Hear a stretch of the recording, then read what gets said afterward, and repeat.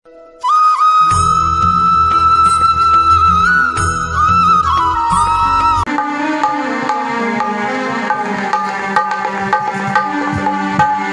সোনারে পথি সোনাবয়া আজ রাম সীতা জয়গা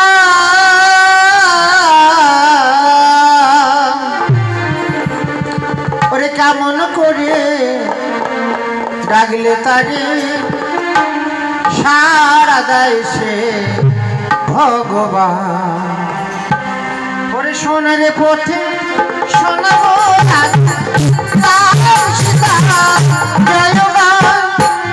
কেমন করে ডাকলে তার সারা দেয় ভগবান।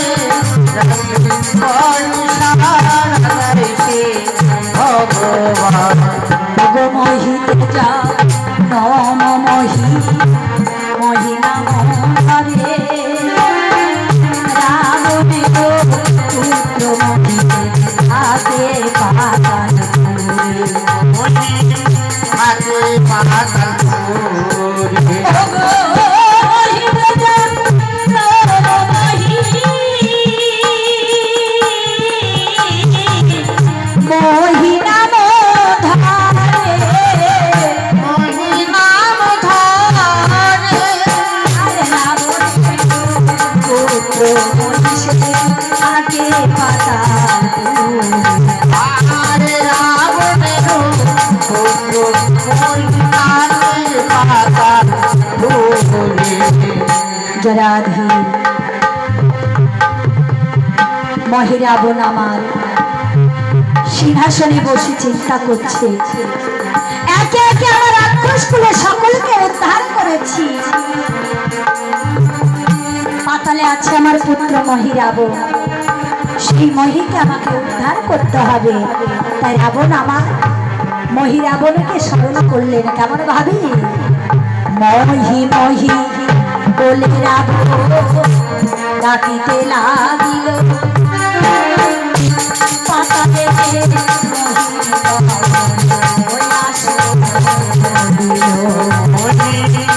আসন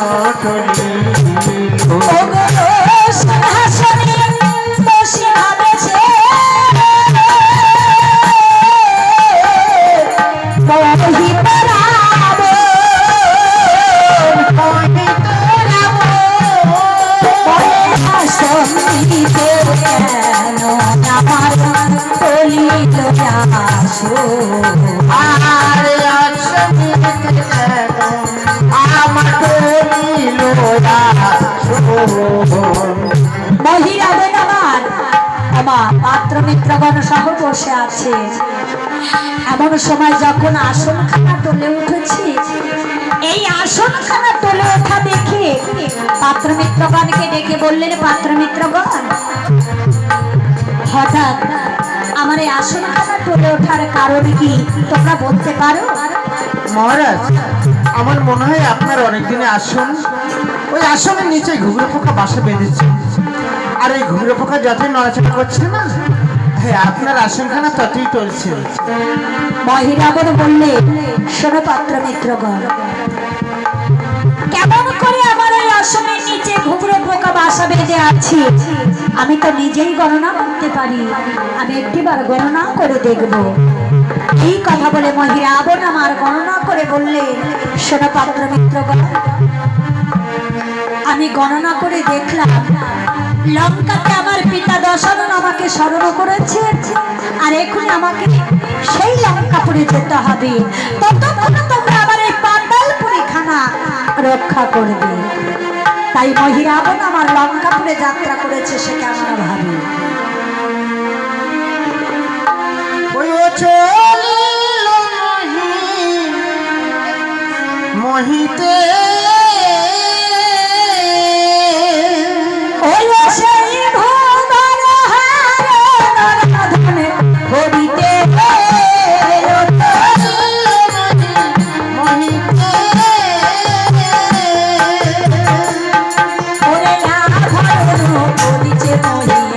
পরিচয় সর্ব গায়ে আর সোনার মুকুট মহিমার করিল না হবে না নয়া ধরনে মহিমার সাজিতে লাগিল। আরে ভদ্রা গালে মন্ত্রী উঠে গেল মহিমার চলে অতি বেগে মহামায়ের মন্দির মহি ফেলিল না ভাগে কথা হতে মহিরাবণ আমার করিলেন গমন পিতার কুলের কুলের জেলে দিল দর্শন মহিতে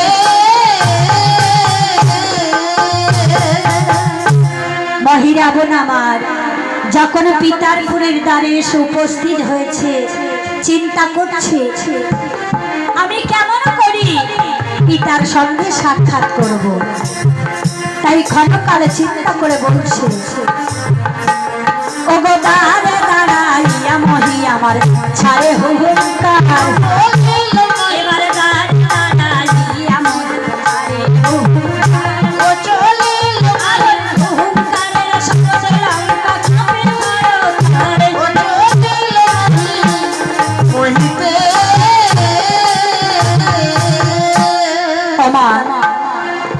মহিরাবণের হুহুঙ্কারের শব্দে লঙ্কাখানা কেঁপে উঠেছে। তা রাবণ আমার লঙ্কাখানা কেঁপে ওঠা দেখে তাল বেতালকে ডেকে বলছে, হে তাল বেতাল, হঠাৎ আমার পুরীখানা কেঁপে ওঠার কারণ কি? তোমরা একটিবার আমার পুরীর বাইরে গিয়ে দেখে এসো তো, কিসের শব্দ হলো। রাবণের আদেশে রাবণের তাল বেতাল রাবণের পুরীর বহির্ভাগে গিয়ে দেখছে রাবণের নেই আকৃতি একজন বীর, এই বীরের 20 লোচন 40 খানা কর। সেই বীরকে দেখে তাল বেতাল রাবণের সম্মুখে এসে বলছে, মহারাজ আমরা আপনার পুরীর বাইরে গিয়ে দেখলাম আপনার আকৃতি একজন বীর আপনার পুরীর বহির্ভাগে অপেক্ষা করছে, আপনার সঙ্গে সাক্ষাৎ করতে চায়। তা তাল বেতালের মুখে এই কথা শুনে রাবণ চিন্তা করলেন, তাই তো আমার নেই যখন আকৃতি, সে নিশ্চয়ই আমার পুত্র সেই মহিরাবণ ছাড়া অন্য কেহ নয়। তাই বলছে তাল বেতাল, সেই বীর বরকে তোমরা আমার পুরীর মধ্যে নিয়ে এসো। ওগো তাতা হতে মহি চলে বীর অবতার, এবার তাতা হতে মহি চলে আমার বীর অবতার। আর পিতার প্রণাম করে মহি সব সংসার। ওগো বীর দেখি দর্শন দেবে প্রাণ উড়ে গেল।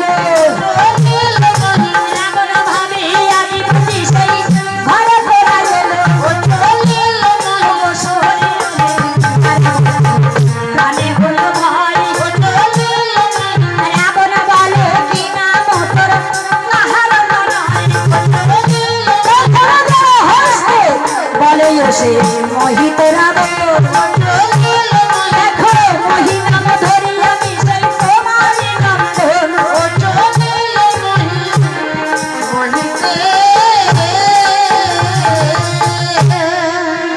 মহি রাবণ বলছি পিতা আমি এসেছি পিতা।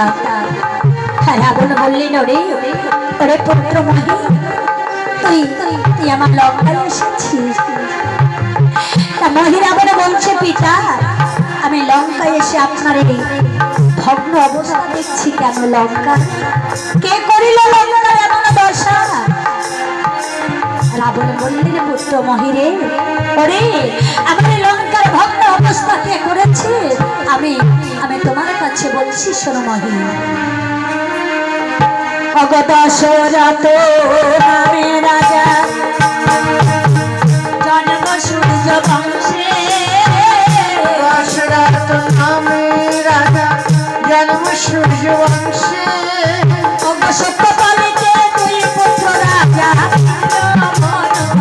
সে রাজা দিল বনবাসে।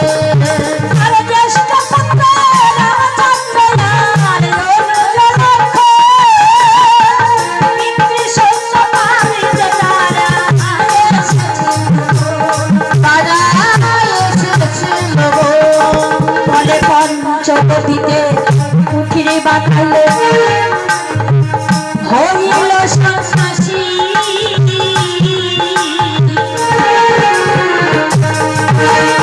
আর কথা দিয়াছিল তোমার সেই সর্বনা খাপিছি তোমার সর্বনা খাপিছি।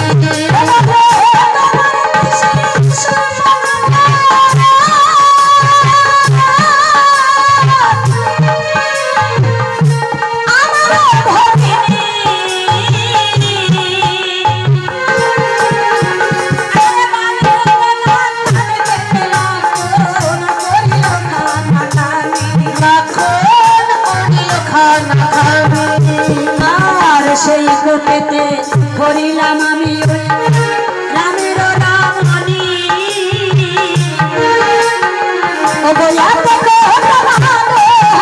আমি অগ্রে নাহি জানি আর মনে ভেবেছিলাম বেকার সহায়ক নাই। ত্রিভুবনের যত সৈন্য করিল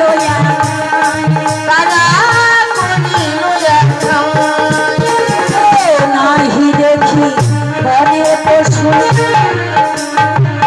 রাম নাম বলে। আর কে গেছে শুনেছে ওই পাথর ভাসে জালে।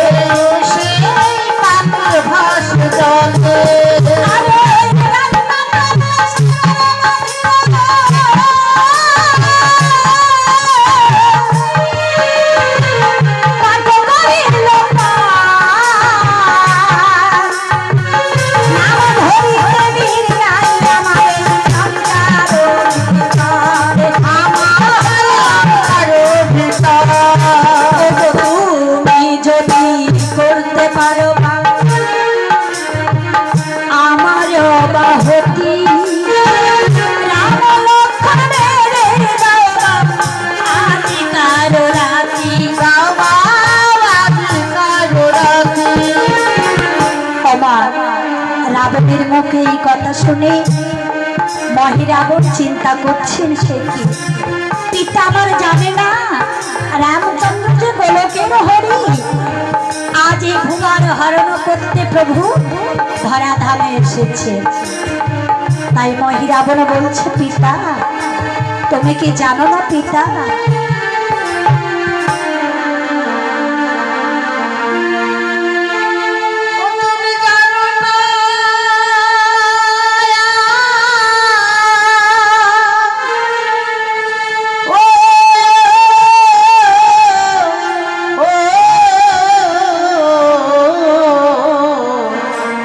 ও সে রাম বলে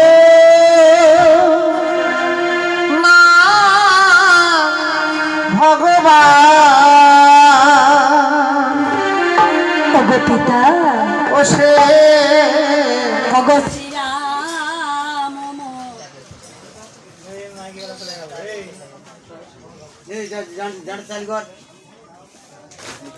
ওরা কোথায় গেল?